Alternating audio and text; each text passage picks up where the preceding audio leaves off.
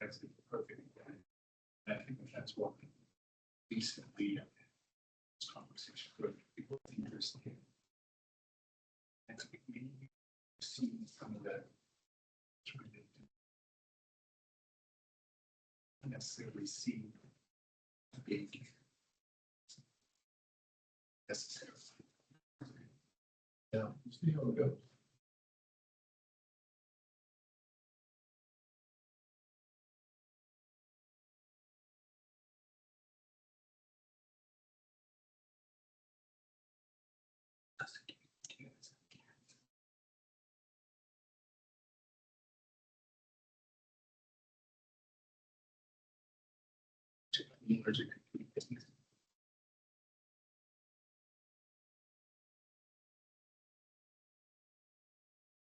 Well, I didn't realize because that's online.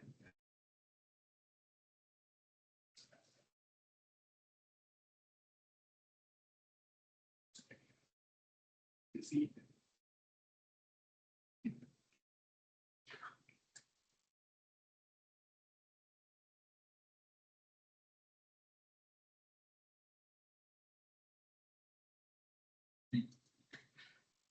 That's fine.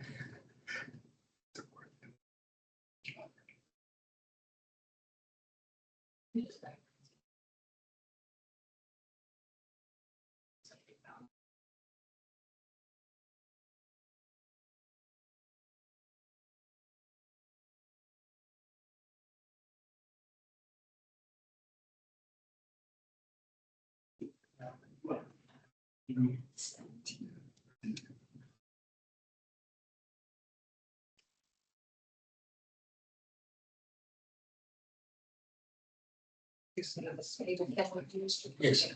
He joined, but I'm having used like on two screens here, so I don't know if he can see us. I can't see that. It's okay. It's our giant bomb changes.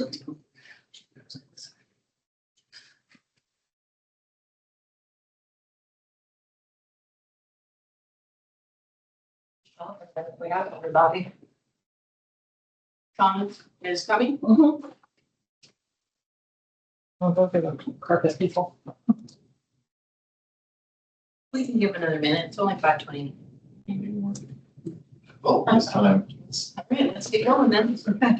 We do have a quorum, so we can get started. All right, let's get this party started. Ready, Courtney? Yeah. All right, then we'll go ahead and call the meeting to order.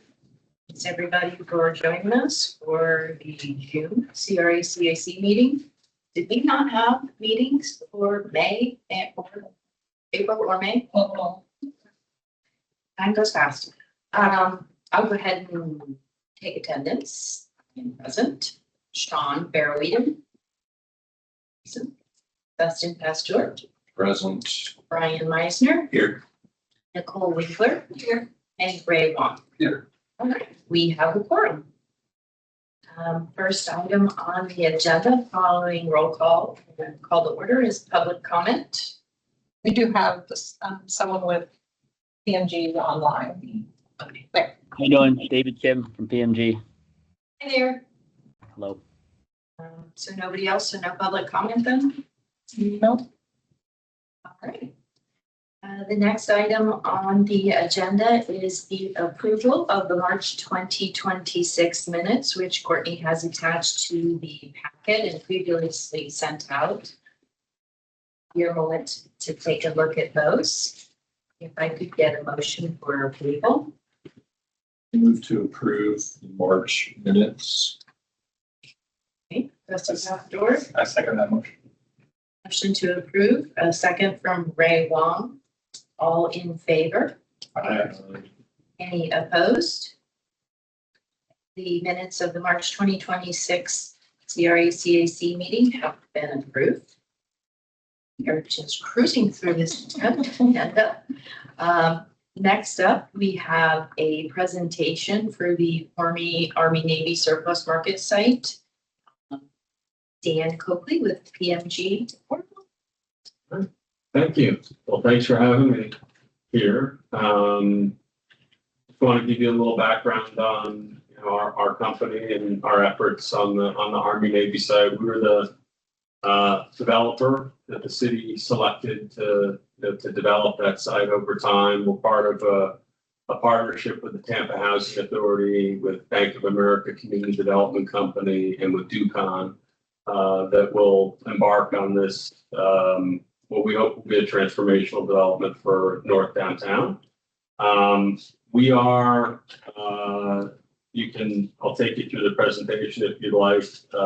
Page 2 gives you a little snapshot of kind of who we are in Central Florida. We're Tampa Housing Authority's development partner on the redevelopment of Robles Park Village, which is a roughly 2,000 unit redevelopment of their last kind of large public housing complex, which is now, some of you may know, fully demolished, basically. We're going to be starting, actually 3 phases will be coming out of the ground at Robles, 600 units within the next 9 months. Our first phase will start in October. And so we are very excited about that. There'll be a community center, part of the first phase there, 30,000 square feet that Kathy Castor helped get funding for us along with Tampa Housing Authority. So we think Robles is going to be a super transformational project, kind of like in a different way, but kind of like the Army Navy site in a different way. It's really the hole in the donut up there in Tampa Heights, just kind of like the Army Navy site is downtown. We're also Orlando Housing Authority's development partner on over 3,000 units across Orlando, and we have projects in different states up and down the East Coast. Is the Robles Park going to be rebranded, or will it still be Robles Park? Great question. So it'll be rebranded.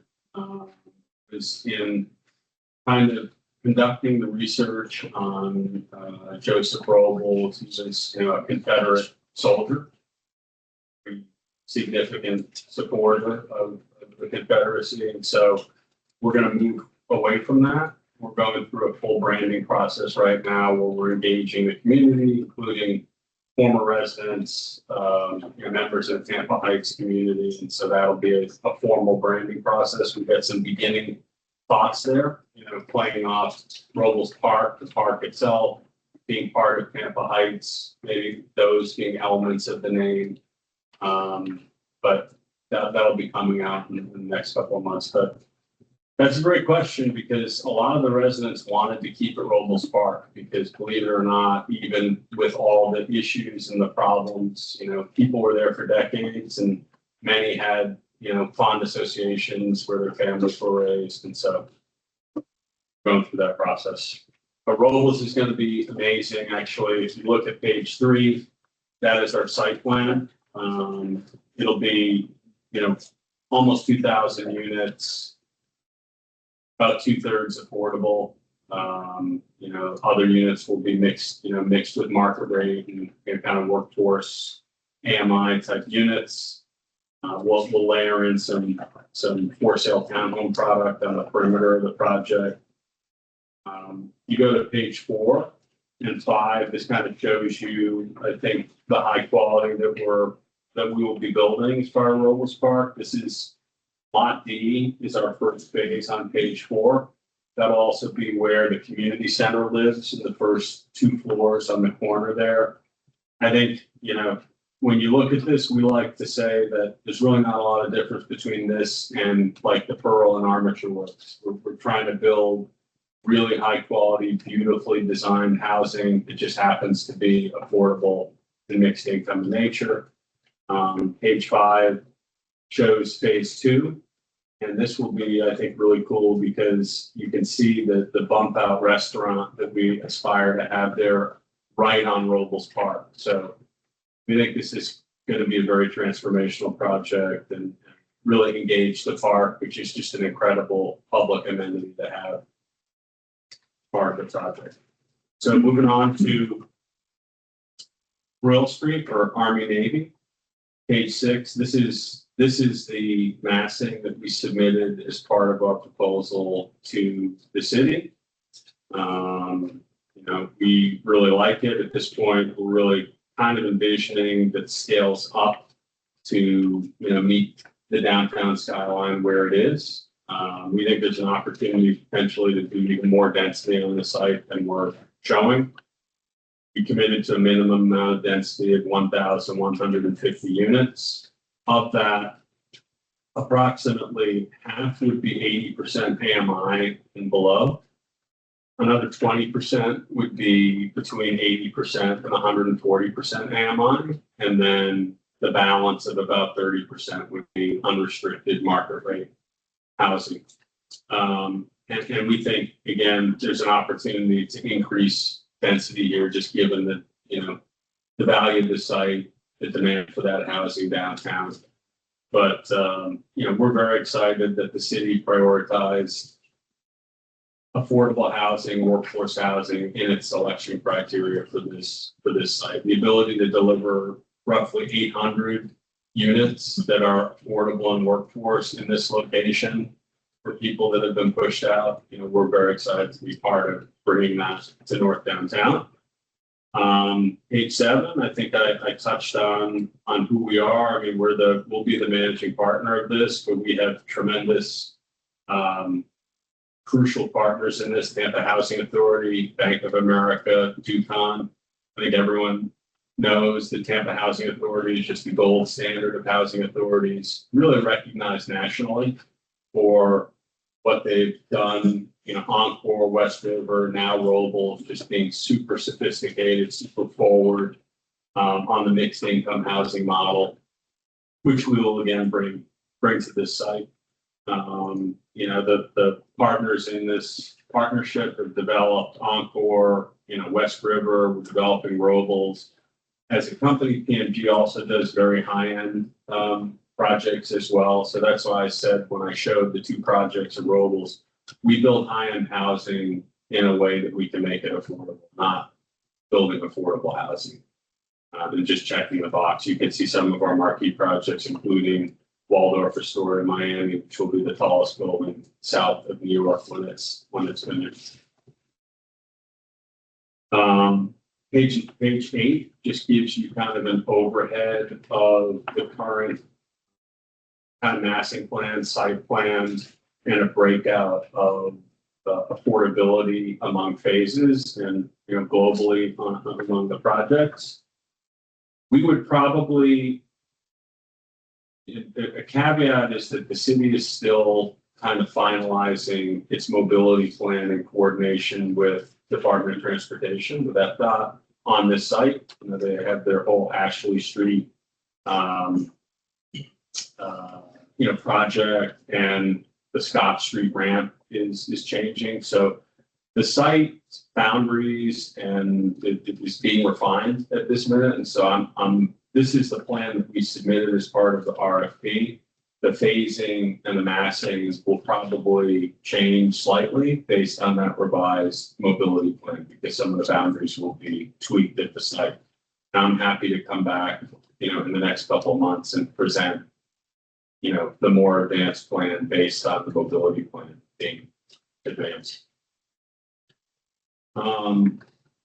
Again, page 9 shows the massing plan, phasing plan as it was submitted under, the mobility plan at the time.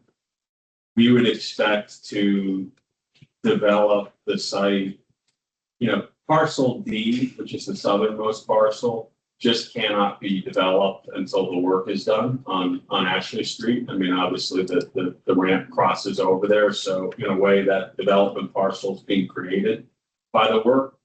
But I think all other parcels are fair game to start based on when we are able to obtain financing for a particular phase. So we didn't look at this as simply developing the site from north to south, in a linear way.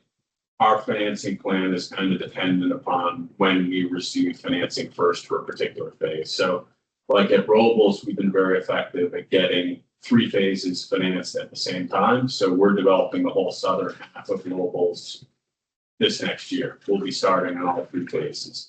So we would aspire to try to go after a couple of phases and have them simultaneously going at the same time. hope to begin construction on first phases, maybe late 27, early 28, by the time that we kind of get through pre-development and financing. That would be our plan there. Page 10, we're bullish on North Downtown as developers in general. We want this site to kind of be a catalyst for the development of that part of the city, which we believe in, and we want to be a player in. So we're very focused on, this site is obviously a bit disconnected right now. It's a parking lot. So, activating it with a lot of ground floor retail, making it super walkable, bikeable, focusing on its connectivity north and south and east and west, really incorporating it, making it connected to the Riverwalk, making it connected to the SRAS, making it part of the fabric of that part of downtown is, again, what we will be focused on. We want to have, super activated retail, whether it be, restaurants, coffee shops. We have a space there designated for the city's preferred use as well, whether that be, EMT station or urgent care. We're focused on site activation. We're going to have a huge amount of public bike parking, secured bike storage for every residential phase.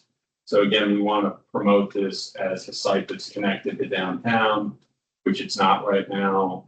That makes it bikeable, walkable, generous public, open spaces. Trying to look how we can, we can make this a bit of a mobility hub. You have the future trolley stop there. You have the existing bus stop there. You have the Marion Transit Center just a couple blocks away. So really making this a site that is mobility focused. You have the Dash Hub there. It could be a potential circulator stop, for TGH or UT. Obviously rideshare, bike walk we talked about, and so yeah. I think this is the key site that really will start the development of North Downtown, and we want to work with the community to make it as great as we think it can be.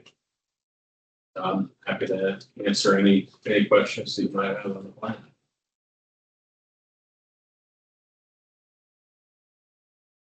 Love it. I think it's awesome. Question on the concentration of the below 80% AMI in phase one. There reasonably went 100% that level for phase one instead of like spreading it out a little bit. Well, we are spreading it out among the buildings. There's a city requirement that 20% of your total affordable units in the project be in the first phase of the project. That's the reason for that. So 20% of our total affordable units is actually is 160.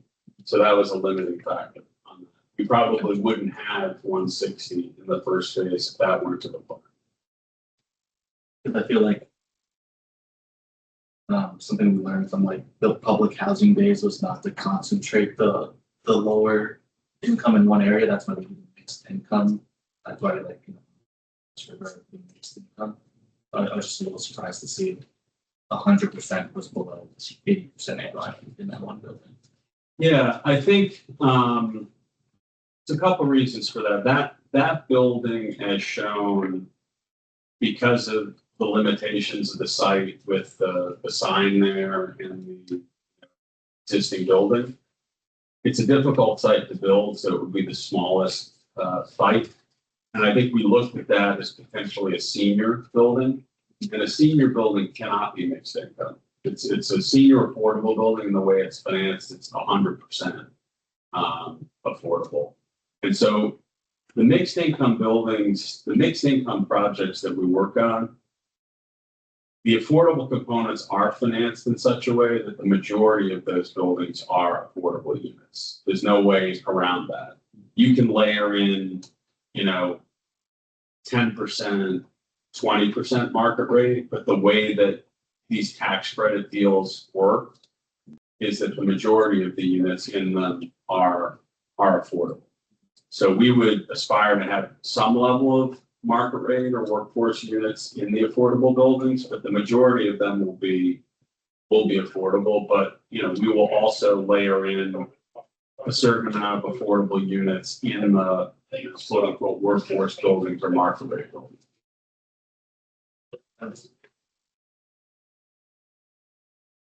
But, as a community, as a 6-acre site, I mean, they're all going to be beautiful buildings and, all of the public spaces and amenities will be, shared, and it will function as a mixed income community, even if some of the buildings have more affordable units and some of the buildings, by the way that the financing has to work, have more market rate units.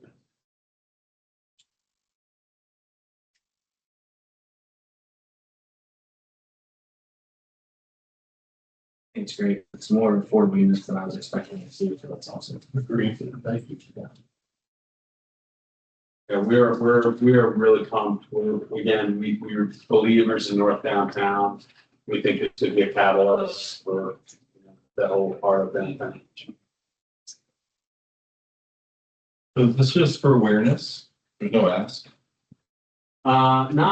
Not at this time. I mean, I think we're at the beginning part of the process. We'd love to, continue to have a dialogue as the project goes forward, but this is really, we're refining this plan again as the city refines its mobility plan. And I'm happy to come back if you have a meeting in July and give you a brief update on how the massing might change slightly based on that. And we're hoping to go before council for, approval to proceed in July or August. One of the things that's interesting about this project is that that part of downtown feels, I think there's a lot of opportunity, a lot of potential. And it feels like it really needs something significant to anchor that development and sort of work as a catalyst for something else. If you think about everything that's going on with the stress and obviously the Riverwalk. Yeah. And sort of that movement up towards the north and downtown, when you get to that area, just kind of everything just sort of dies off. And I think if you think about like piecemeal development, you can see how you might get there over time, but I think that this is the opportunity to do something significant that is really sort of going to serve as an anchor for everything else going around in that area. So I think that to me, it feels like it's exactly what that part of downtown needs. It's exciting. It is. Thank you. Yeah. Page 11, you mentioned a little bit of temporary pedestrianization for event programming. Yeah, that's just, again, these are kind of ideas to get activation of that site going. And so if we have that opportunity on, to close the side street, to have, some kind of a festival, I think we should look to do that. I mean, it's not like these streets that go through this project really connect anywhere other than the site. So to the extent that we're effective with some of the public space programming and the retail programming, there may be great opportunities to do that. We also think things like, we don't want to have retail space dark for long periods of time. So to the extent it's challenging to lease out, doing things on a temporary basis there, whether it's, highlighting local artists, temporary galleries, things like that.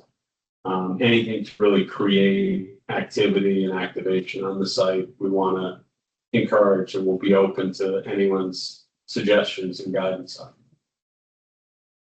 I was wondering, because it seemed pretty tight on the building, so I was wondering where the space for sort of event programming would come in, but if you're using street space, that makes sense. Surprised to see the retail on phase one or building A facing the interstate rather than some other direction? So again, this is preliminary and subject to change. I think that will change. When we showed this originally, we had thought that potentially an EMT station might make sense there, but like in our proposal, we just said we will reserve space, not for free, at market rent, but we will reserve a space for city's preferred retail use. So they can designate what they feel like is important there. Is it an EMT station? Is it an urgent care? Is it a daycare operator? Whatever it is, we will be deferential to the city in this space. But I agree. I don't think that's a very good space. That's where, and actually the DOT plan for the Scott Street exit actually shaves more space off of that parcel, which is part of what I was talking about. So it probably becomes even more impractical. So we would probably look to, when we come back to show a more defined and polished plan.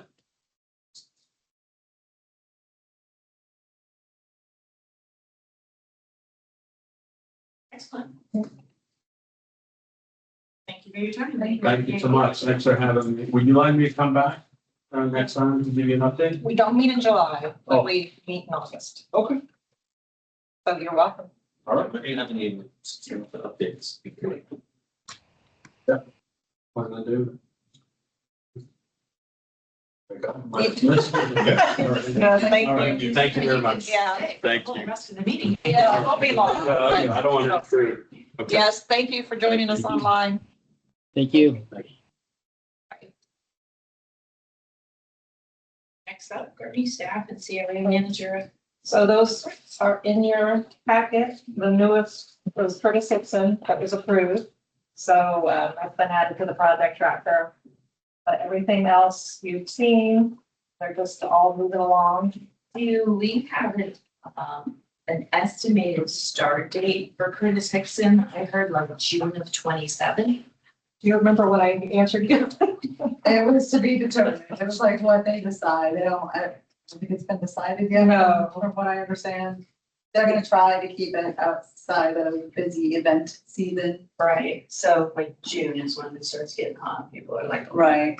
And I am actually curious at learning a little bit more about the actual phases of the actual work, because the little bit that I know mentioned that it was Kylie Gardens that needed a substantial amount of reinforcement on the. I don't know that Kylie Gardens is included in this project. Okay. Funded. And Okay, I'll read you what I wrote. Need a bunch of structure. That's the Yeah. issue. okay. I'll go ahead and read what I wrote you. Parks anticipates the selected contractor won't be able to get started until after 2027 event season. So likely to be around May or June of 2027. Parks doesn't know if the firm will propose a full 12-month closure or try to do the big work out of the event season and smaller work during the 27-28 event season.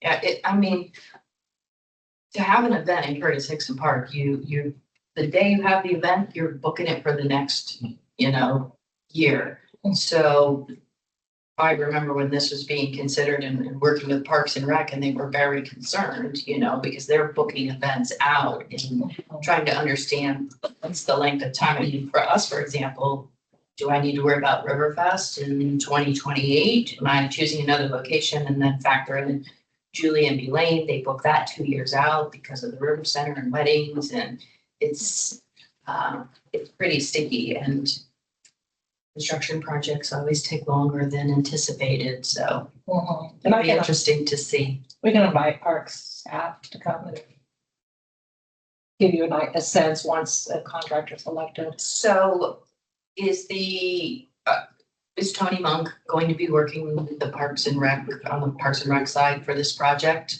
He's Or, He's no longer the director. No, Tony Mulkey. No, Tony Monk. Tony Monk. That's who I got this information from, is Tony Monk. and he's working with us on our Cass Street project, which by the way is moving forward. Yay. Oh, okay. Asking you guys for money, yeah. I'll be at that June 4th meeting.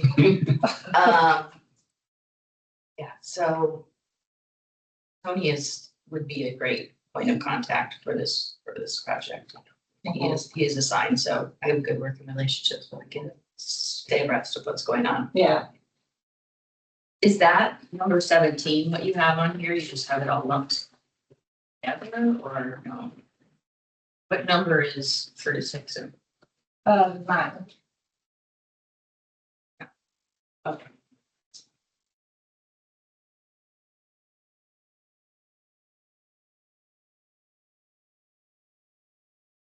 And on the grant tracker, do we have new applications? So that cycle, I think it's been closed, but it opens hopefully in July, cycle. So, because there was been some adjustments to the policy. Yeah, we have a policy updates that'll be going before the board at the June 11th meeting. And then once they bless everything, we'll start advertising, but as it relates to the pre-development stage, have had conversations with the board about, I think they're reaching out to me with this inquire to encourage them. And at the latest, they'll probably open up back in October. So it goes to the board June 11th, and you have a workshop on June 4th to talk about the policy Yeah, changes. because we had a workshop on March 6th with the board members themselves, just because during the course of the meetings, the CRA board meetings, because we have so many items, it's just so difficult to have those conversations. You have to have them with them. So we had the workshop on March 6th. They asked us to do an engagement session. We did that on the 22nd of April. And then, so we've had some more conversations this week with the board members, and next week, and last week and this week, and then we'll be having that workshop on the 4th. And can you share with us the updates to the policy? Yes, they'll actually, they'll be going on the website as well, but we can make sure that the manager send them out as well. Is one of those updates, if you sit on the CRA, you can't apply for funding? So it's funny you mentioned that because I just took a call about that this afternoon. At presently, the council where that had continued the item to October. We were hoping that they would have had the conversation, was that February, March timeframe? They did not. So they're going to have to make a formal motion to deal with that. We've been advised by our attorney until the city policy has been updated, that will still be, the rationale or stance. The dynamic between how we're governed as a CRA, although we're a dependent agency within the city, his advisement has been that we refer people to the Florida Commission on Ethics, and then they would render an opinion or decision or recommendation. Because we're a dependent agency, the city's ethics policy supersedes that. And so we're still kind of bound by that, and it's in our CAC policy as well. Sticky. Yes, and that's a byproduct of some things that happened well before all of us were born that were somewhat newsworthy. And so that's the reason they have the ethics policy in place. So the policy currently says if you're on the CAC, you cannot apply, or that has not been approved yet. Right. That Yeah, has they're not been gonna approved have yet. to have a formal conversation. They moved it to the October, I can't remember exactly what the date was. But yes, I was hoping they were gonna have that conversation in February, March, and they continued. Understood. Thank you. It's gonna be tricky since it's a volunteer position and you have to be in downtown to volunteer for it. And it's So, part of like, the conversation, we have other CACs that have ex officio representation. And I can think of some in West Tampa, Ybor City, East Tampa, and those entities do business in those specific areas. So if they're precluded from applying, then that could be, a problem Right, and I know in some aspects. we don't have anybody from the partnership here right now, and I think that's Could be one. Yeah, the members used to recuse themselves. And so this was all kind of a right. shock to us when this decision came, because we were like, for years, we just had members recuse themselves. They were going to benefit in any way. That's true with all the other city boards, city council and BRB and ARC and all of those, saying you just recuse. But then also the dollar amount, some of the recommendations that our CACs are making are a lot more than what they used to be. So you have to take that into account.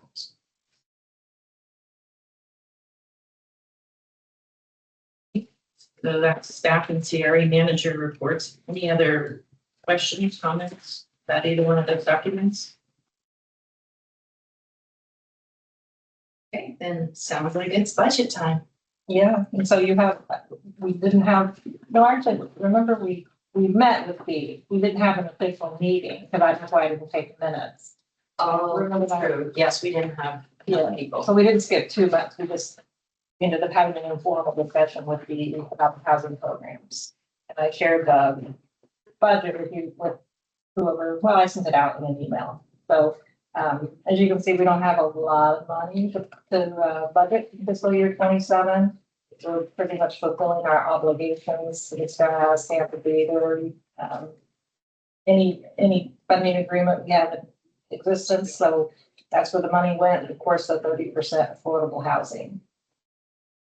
So I was kind of surprised that he didn't ask for affordable housing money. Right now, we have about 31 million. I know that nobody's asking for, like nobody. So I just did the math real quick. We have 31 million between rollover and the 30% required in fiscal year 27. The updated funding cycles makes it seem a little bit more prohibitive because you have to wait until a certain date to apply and not get that funding. Yeah, so 2 funding cycles. Yeah. But they're different. Oh, for smaller. Yeah, for small and for large, so there's really only one funding cycle per year for large or small. Yeah, I feel like it makes it more prohibitive and we're already not getting a lot of hits on it. So I don't know if you wanted to make one last in this next fiscal year, give it all. And then we might have discussions about lowering that 30%. To your point, that also may have to do with the specific CRA, the price point for development in downtown or channel may be a little more expensive than it would be in some of the other cities surrounding. So that may have be a point that, why there's not as many requests. Yeah. But we're actively looking and encouraging folks to apply to spend some of those dollars. And the board may have some conversations about that during the budget presentation in July. I mean, annual request is really hard for somebody who's trying to do a big construction project. Behind that, really should be quarterly, it seems like. We'll share their recommendations. I mean, if they want to spend them, like they allocated the 30%, right? Like that was a mandate, everybody, which is great because they want to use it for housing. But then if they make it hard to use it, right, and they don't advertise it, and then you have to apply once a year, it sucks. Well, then do we really want to use it for housing or do we want to save it for 5 years and then use it for something different? I don't know. I don't know what the plan is. Maybe they just haven't thought through that detail yet.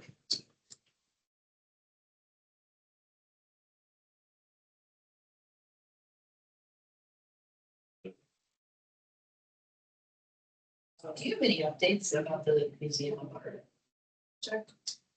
That was in the project tracker. Yeah, the latest, I'm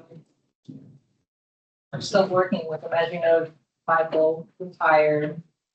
And I haven't even met, we stepped in for Michael tomorrow at the TMA, who's replaced him. Yeah, so, The theater uh, has some replacement for Mr. Bell. yes. But no, not really. I mean, I did hear, Dave, we have somebody on our board who works with that, and they're working on the project, and I did hear that the dog park will be, they're gonna rip up the existing dog park, the old dog park. We have concern because the Riverwalk is right there and all of the pavers, and part of the contract says that they will replace the pavers that they pick up. So just want to make sure when their construction starts, we have those cataloged, because currently those aren't cataloged.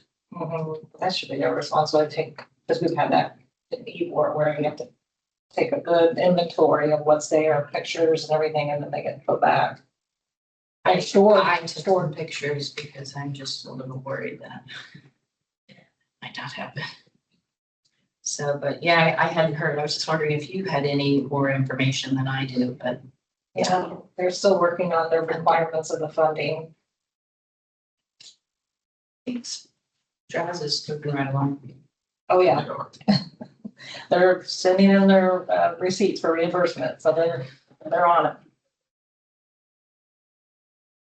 Any other questions about the budget for fiscal year 27?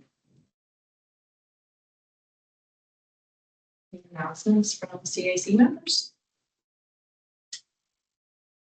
I'll share that Friends of the Riverwalk is partnering with the city of Tampa on Liberty by the Bay, which is the 4th of July event. Typically, we have our boat parade and blessing of the fleet. The last few years, we've also had water ski shows. So we will again have a boat parade. It's at 6:15 p.m. It'll go by the length of the Riverwalk, including Sparkman Wharf. We'll have 2 water ski shows. One will be at the Tampa Convention Center, and the second will be in the water in front of Julian B. Lane. There will be multiple fireworks. The city has a fireworks and a drone show at Julian B. Lane at 9 p.m. The drone show starts. The fireworks are at 9:15. We raised money for fireworks in the Tampa Convention Center Basin. Armature Works will have fireworks, and the American Victory Show will have fireworks. So we'll have several fireworks displays. But the city's doing a really nice job on creating a family-friendly event in Julian B. Lane Park. There's kid areas, there's food. It's gonna be really nice. So encourage everybody to come out. It's free, it's family-friendly. Still have sponsor opportunities if anybody's interested in sponsorship. And then the last thing in your packet was, I just wanted to let you guys know that the Tampa Aquarium is going to be doing a community outreach as part of their funding agreement for community benefit. They're required to do 2 public meetings to gather input from the community of what they'd like to see. So they're doing an outreach tomorrow night. Just wanted to share. Wanted to mention, just of course forgot the name, the park that just opened here. Yes, that was fantastic, and it looked amazing, and the turnout that we had of people that day was incredible, and having the artists there speak, that was, I mean, I think back to when I served previously on the CAC, like 7 years ago or something like that. And we were talking about it back then, and to finally see it finished, and it just looks incredible. And all of the changes associated with the park, that, I mean, it was obviously frustrating that it just added time to the project, but I think it was well worth it. It's just really incredible and an incredible asset to that, the folks from that part of the community. I drive by all the time now because K Street's closed down, so I have to Right. cut over. That's wonderful. Yeah, I haven't gotten one complaint. It's all been positive. Yeah, what are you gonna complain about? It's amazing. Yeah, yeah. Well, now that it's activated, I'm hoping it's getting used by the public, Yeah. Dogs. Yeah. Actually, thank you. That means a lot. Yeah. Mhm. It does. I actually had a gentleman stop me I was crossing the street, and he just said, "Are you associated with that?" It was the same afternoon. And I said, "Yes, sir." He said, "How much money did you all spend?" I said, "Almost $2 million. Thank you so very much." He was so excited. And I think he must have lived in the area somewhere. He's like, "That was so much needed. So needed. Thank you."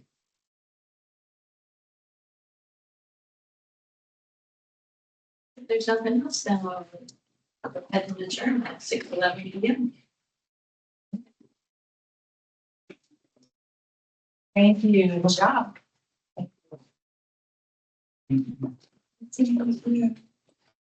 Yes.